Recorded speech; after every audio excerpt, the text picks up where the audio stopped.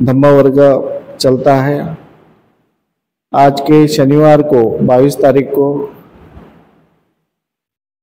धम्म वर्ग की सभी को शुभेच्छा देते हुए धम्म वर्ग का प्रारंभ करते हैं। पिछले 15 तारीख को जो धम्म वर्ग हुआ था उसका थोड़ा रेफरेंस लेते हैं। उसमें ये बताया गया था कि जो अनाथ पिंडक होता है, अनाथ पिंडक का नाम जो मूलतः शुद्धत्व होता है, शुद्धत्व रहता है, लेकिन वो बहुत अमीर होता है, खजांची रहता है, वो राजा का धनपति होता है, धन उसके पास काफी धन रहता है और बड़े बड़े उसके व्यापार रहते हैं और उस व्यापार के जरिए वो अपना काम करता है। तो एक दिन वो कौन से गांव आता है, कौन से राज्य में आता है, वो कहाँ रहता है, श्रावस्ती में राजगुरु आता है। राजगुरु में उनके रिश्तेदार रहते हैं, कुछ व्यक्तिगत काम से राजगुरु आता है। तो राजगुरु में उसको क्या दिखता है कि वहाँ पे बड़े बड़े खाने की तैयारी चल रही थी, खाना बनाने की, बड़ा पेंडाल था, मंडप था। उस समय शायद बाम्बू का या फिर ऐसे पन्ने वगैरह डाल करके पेंडाल होगा उस समय। तो बड़ा मंडप डाले हुए थे और भोजन की तैयारी शुरू थी। ये जब गया, उसने एंट्री किया वहाँ पे राजगुरु में, अपने बहन, उनकी बहन जो थी सुमन नाम की, उसका जो वो ये था, मिस्टर था। तो वहाँ जाने के बाद में उसने पूछा कि घर में कौन सा कार्यक्रम है, इतनी बड़ी तैयारी चल रही है, तो कोई राजा तो नहीं आ रहा यहाँ पर। तो उन्होंने बताया कि नहीं, तथागत बुद्ध और उनका शिष्यगण, उनको भोजन का निमंत्रण दिया गया है, इसलिए ये सारी तैयारी चल रही है। तो उससे उसकी मानसिक स्थिति क्या हुई ये सुनने के बाद में? अनाथ पिंडक के दिमाग में क्या आया? हाँ, उनके दिमाग में ये बात आई कि इतनी बड़ी तैयारी कर रहे और वो एक बुद्ध और उनके शिष्य आ रहे, तो ये बुद्ध कौन है? उसने कभी देखा नहीं था, उसका नाम भी सुना नहीं था।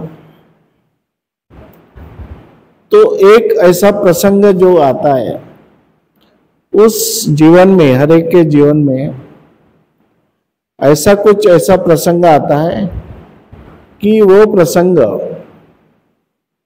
उसकी एक पहचान बना देता है। एक प्रसंग आता है, उसकी पहचान बना देता है। जैसे पहले आप लोग उपासक थे, मैं भी उपासक था, हमको अलग अलग नामों से जानते थे लोग, हमारे अलग नाम था ना। जैसे हमने चीवर लिया तो हमारी जो आइडेंटिटी है वो चेंज हो गई। तो हमारे जीवन का वो पल है, जिस पल में, वो क्षण है, वो संधि है, वो चांस है जब हमने चीवर आंख पे डाले। उससे हमारी आज पहचान बदल गई। आज हमें भिक्षुक के नाम से जानते हैं। एक घटना से, सिर्फ एक घटना के वजह से हमारी पहचान बदल गई।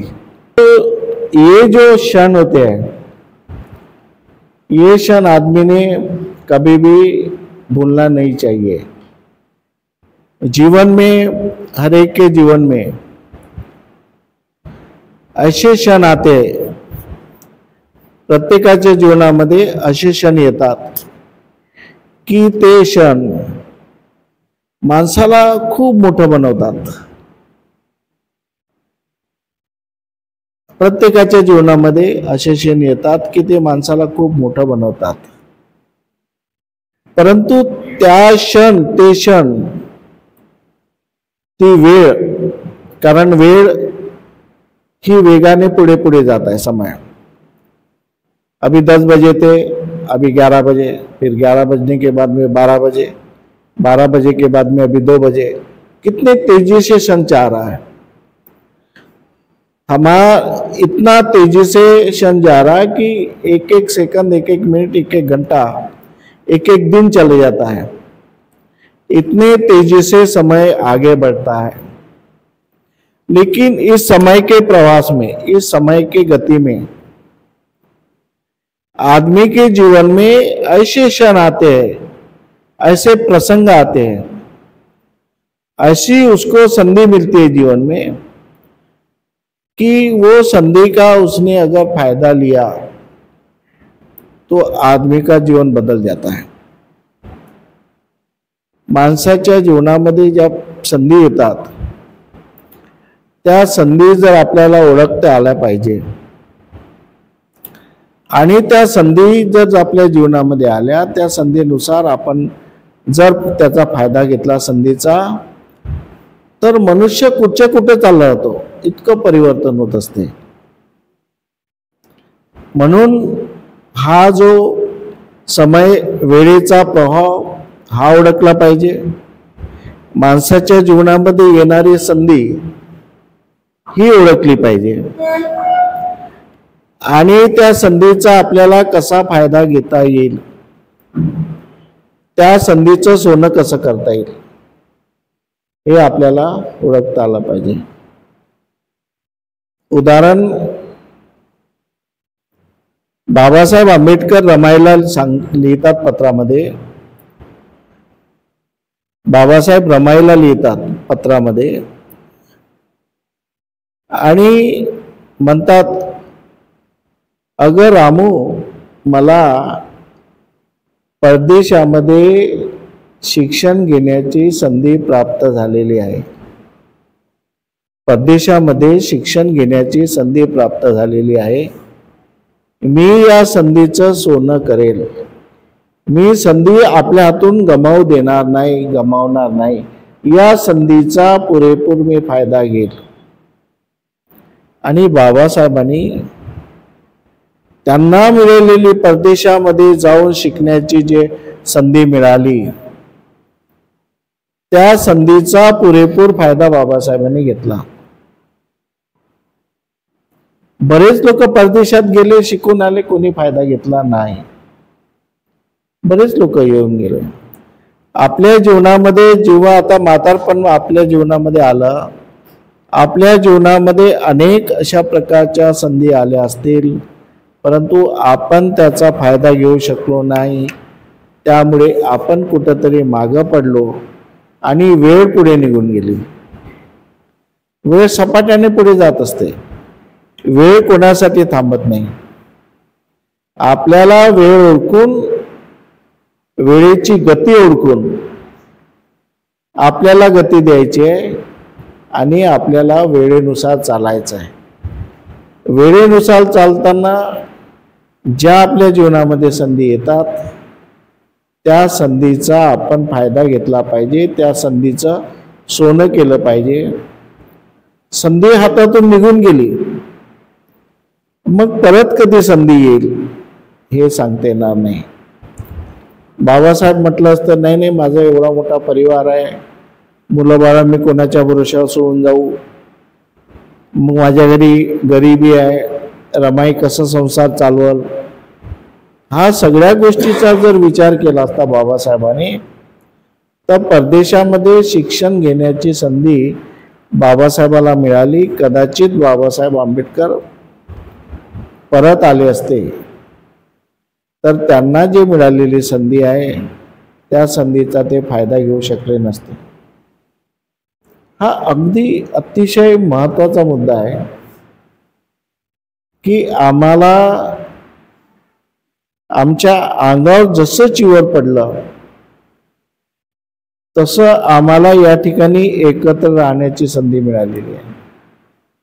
इथून काहीतरी शिकण्याची संधी मिळालेली आहे. इथं काहीतरी आपल्या गुणामध्ये कौशल्यामध्ये डेव्हलपमेंट करण्याची संधी मिळालेली आहे. जसं बाबासाहेब म्हणतात की इथं मला कोणी जात विचारत नाही, मला कोणी धर्म विचारत नाही, मला खूप मोकळ्या हवेत असं उडावं वाटते आणि माझ्या हाताला लोखंडाचे पंख आहे असं वाटतं, खूप उंचावर. तसंच आपल्याला या मिळालेल्या संधीचा इतका आपल्याला काहीतरी आपण जीवनामध्ये करून घेऊ, आपल्यासाठी जगू, लोकांसाठी जगू. एक आदर्श सेमिनरी आहे, लोकांनी म्हटलं पाहिजे सेमिनरी आहे. खरंच त्या सेमिनरीमध्ये खूप चांगलं शिकवलं जाते, खूप चांगलं वातावरण आहे. तिचे जे भिक्षू आहेत खूप चांगले आहेत. ही चांगलं काम करण्याची संधी आपल्याला मिळालेली आहे. जो इंसान के जीवन में समय आता है, एक कुछ ऐसे हमें मौका मिलता है, उस मौके का हमें फायदा लेना चाहिए. संधि मिलती है, संधि का सोना करना चाहिए. अगर हमारे हाथ से छूट गई तो फिर जीवन में कभी अच्छा काम करने की संधि नहीं मिलती. बुरा काम करने की संधी हमेशा मिळती आहे. वाईट काम करायला केव्हाही आपल्याला वेळ नसतो, परंतु चांगलं काम करण्याची जेव्हा आपल्याला संधी मिळते त्यावेळेस त्या संधीचा माणसाने सोनं करून घ्यायला पाहिजे. त्या संधी गमवू नये माणसा. आणि का गमवतो मनुष्य? कुठं ना कुठं तरी त्याचं मन डायव्हर्स होते. आळस म्हणा, कोणत्या मनामध्ये बाकीच्या गोष्टी, त्यामुळे त्याला त्याच्याकडे लक्ष देत नाही, दुर्लक्ष होते त्याच्याकडे आणि आपल्याला मिळालेली संधी निघून जाते. बरोबर आहे. म्हणून ती त्याच्या अनाथ पिंडकाच्या जीवनामध्ये ती संधी होती, की त्यांनी पाहिलं तथागत बुद्धासाठी एवढी मेजवानी आणि एवढा पेंडाल आणि एवढा तयारी. मग हा तथागत बुद्ध कोण आहे त्यांनी ओळखलं नव्हतं. तो विचारतात की तथागत बुद्धांचा जो मान सन्मान आहे हा राजापेक्षाही मोठा आहे. मग तेव्हाच अनाथ पिंडक रात्रीच निघतो. मग संधी कशी घ्यावी लागते आपल्या जीवनामध्ये. त्यांनी म्हटलं नाही की सकाळ होऊ द्या, रात्र होऊ द्या, निघू द्या, मी सकाळी जाईल. रात्रीच निघाला. रात्री निघाला त्यावेळेस तथागत बुद्ध हे वेडूवनाच्या आरामामध्ये विहरत होते, म्हणजे राहत होते. अनाथ पिंडक वेडूवनाच्या आरामामध्ये राहत होते. वेडूवन बिंबिसार राजांनी वेडूवन बुद्धासाठी दान दिलं होतं आणि त्या ठिकाणी बुद्ध आपल्या शिष्यासह राहत होते.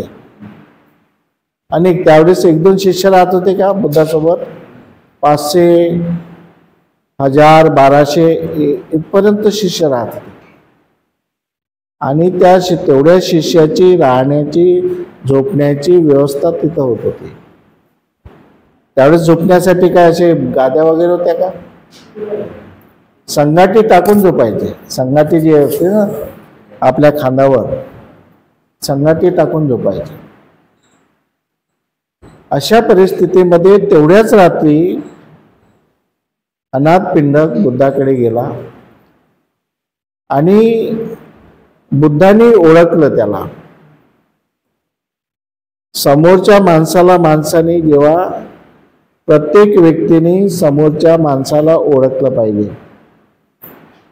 आपण स्वतःला तर नेहमी ओळखलंच पाहिजे. सर्वात अगोदर आपण स्वतःला ओळखलं पाहिजे. आपण स्वतःला ओळखलं पाहिजे. नंतर आपला ज्या व्यक्तीशी संपर्क होतो त्या व्यक्तीला आपण ओळखलं पाहिजे. ओळखताना त्याचे मूळ गुणधर्म आपण ओळखले पाहिजे. बाह्य स्वरूप वेगळं असते आणि मूळ गुणधर्म वेगळा असतो, जो वरवर दिसत नाही, वरवर पाहिल्याने दिसत नाही. असा मूळ गुणधर्म आपल्याला ओळखता आला पाहिजे.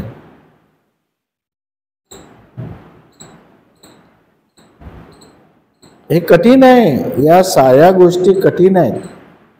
आपण स्वतःला ओळखू शकतो, स्वतःला ओळखणे कठीण आहे. त्यापेक्षा जास्त कठीण आहे इतर लोकांना ओळखणे, समोरच्या माणसाला ओळखणे, ज्याच्यासोबत आपण राहतो त्याला ओळखणे कठीण आहे. आणि हे बुद्ध काय करत होते की समोरचा व्यक्ती येत असताना त्यांच्या दृष्टीत पडला की बुद्धामध्ये ती प्रज्ञा होती, ती प्रज्ञा होती, ती राईट विजन होतं, ती दृष्टी होती, सम्यक दृष्टी, की बुद्ध समोरच्या माणसाला येताना पाहिल्याबरोबर ओळखत होतात की ते कशासाठी येत आहे ना काय आहे. आणि बुद्धाचं संवाद कौशल्य असं होतं की समोरच्या माणसाच्या मनातून पहिलं काढून टाकायचं काय आहे, काढून टाकायचं. तर त्यांनी एकदम याला विचारलं. अनाथ पिंडक आल्याबरोबर त्यांनी त्यावेळेस प्रदर्शना करण्याची पद्धत होती. त्यावेळेस भिक्खू संघ काय होता, भिक्खू उजवा खांदा उघडा राहत होता त्यांचा. आता आपलं झाकून असते, पण त्यावेळेस ज्या पद्धतीचं चिवर होतं की उजवा खांदा, एक खांदा उघडा राहत होता. आणि ते लोक बुद्धाच्या अशी भोवताल एक प्रदर्शन, दोन प्रदर्शना टाकून मग बुद्धाचं लक्ष गेलं त्यांच्यावर. आणि लक्ष गेल्यानंतर बुद्धांनी त्याला नजरेनी किंवा इशाऱ्याने बसा म्हटलं तेव्हा बसत होते. मग बुद्धाच्या जवळ बसून पहिलं बुद्ध त्याला प्रश्न विचारायचे, तो बुद्धाला प्रश्न विचारत नव्हता, बुद्ध त्याला प्रश्न विचारत होते. एवढी ते त्यावेळची बुद्धाचे संवाद कौशल्य, बुद्धाचं संवाद कौशल्य, बुद्ध कसे दुसऱ्याशी बोलत होते, दुसऱ्यांच्या मनातलं कसं काढून घेत होते, हे बुद्धाचं कौशल्य हे शिकण्यासारखं आहे. खूपच त्यांच्यामध्ये एक कला होती. ते आपण जेव्हा सम्यक वाचा शिकवू त्यावेळेस आपण त्याच्याबद्दल शिकवू शकतो. परंतु आता रमाई बुद्ध विहारामध्ये समजा जातक कथा सुरू आहेत, आहे ना ताई, जातक. या जातक कथेमधून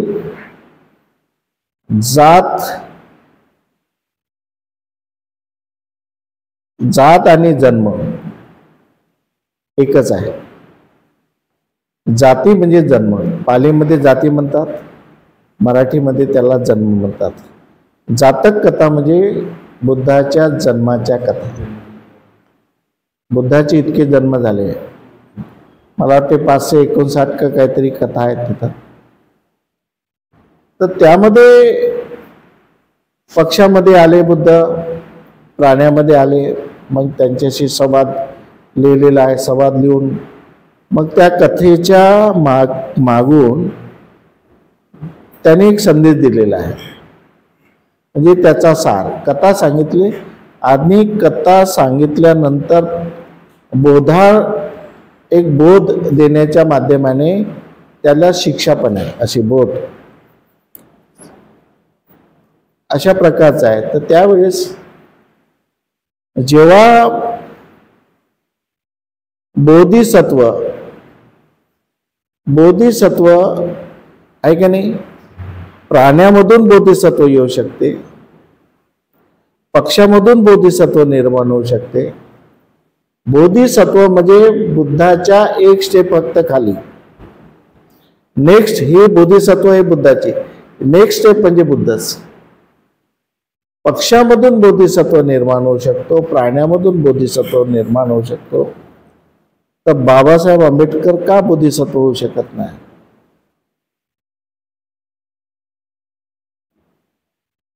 आपल्या त्रिपिटकामध्ये बरेचसे भिक्षू पहा, बाबासाहेबांविषयी जी वृत्ती आहे, मानसिकता, ते सांगतो मी. बरेचसे बाहेर देशातले भिक्षू आहे, प्राण्याला बोधिसत्व समजतील, पक्षाला बोधिसत्व, पण बाबासाहेबाला इच्छा भिक्षू वर्ग बोधिसत्व समजत नाही. बाबासाहेबांची वर घेतलं का? एक मनात प्रश्न त्यांच्या, बाबासाहेबांची वर घेतला का? अरे पण बाबासाहेबाला अनेक देशांनी, एका देशाने नाही अनेक देशांनी बाबासाहेबाला बोधिसत्वाचा मान सन्मान दिलाय. बोधिसत्व म्हणजे तुमच्यापेक्षा एकदम बुद्ध. तुम्ही तर आता भिक्षू नाही आहे, मग थेरोवाल, महाथेरोवाल, मग सगदागामी, अनागामी, अरहत आणि मग बुद्ध, अशा 4 स्टेजमधून तुम्ही जाणार. स्तोतापन्न, सगदागामी, अनागामी आणि अरहत. तुम्ही अजून अनागामी नाही झाले, अरहतही नाही झाले, आणि म्हणता की बाबासाहेबाला फक्त उपासक आहे, पांढरे कपडे घातले बाबासाहेबांनी म्हणून आमच्या विहारामध्ये बाबासाहेबाचं स्थान नाही, आमच्या भिक्षू निवासामध्ये बाबासाहेबाचं स्थान नाही. बरेचसे भिक्षू आपल्या भिक्षू निवासामध्ये बाबासाहेबांचा फोटो लावत नाही. बरेचसे भिक्षू विहारामध्ये बाबासाहेबांचा फोटो लावू देत नाही. मग तुम्हाला पक्षामधून बोधिसत्व चालते, प्राण्यामधून तुम्ही जातक कथा वाचा, प्राण्यामधून बोधिसत्व चालते. मग तुम्हाला बाबासाहेबांसारखा विद्वान मनुष्य, ज्या अनेक देशांनी बाबासाहेबाला बोधिसत्व पदवी दिलेली आहे. काठमांडूमध्ये दिलेली आहे, त्यानंतर रंगूनमध्ये दिलेली आहे.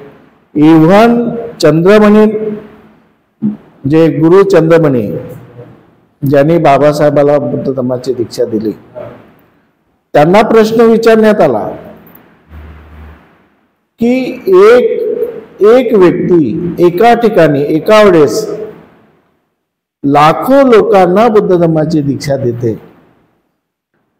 हे कसं काय शक्य आहे?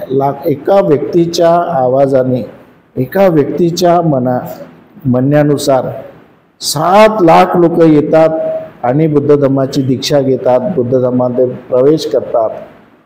ही घटना तुमच्या दृष्टीने कशी आहे? तुमच्या दृष्टीने बाबासाहेब आंबेडकरांबद्दल काय महत्व आहे? त्यावेळेस गुरु चंद्रमणी म्हणतात, अशा प्रकारची घटना एकच व्यक्ती करू शकतो, जो बोधिसत्व असतो तोच अशा प्रकारची घटना करू शकतो. आणि म्हणून बाबासाहेब आंबेडकरांना गुरु चंद्रमणीने 1956 साली बोधिसत्वाची पदवी दिली. मृत्यूनंतर अनेक देशांनी बाबासाहेबाला बोधिसत्व म्हणून पदव्या दिलेल्या, परंतु इच्छा भिक्षूला, भारतातल्या भिक्षूला बाबासाहेब आंबेडकर का चालत नाही, याच्या पाठीमागे काही कारण नाही. का ते तिरस्कार करतात बाबासाहेबाचा? का त्यांना आपल्यापेक्षा श्रेष्ठ? तुम्ही चिवर घातल्याबरोबर झाले का बुद्ध? झाले का अनागामी? झाले का स्तुतागामी? झाले का अरहत? काय तुमची स्टेजेस आहे? काय तुमची स्थिती आहे?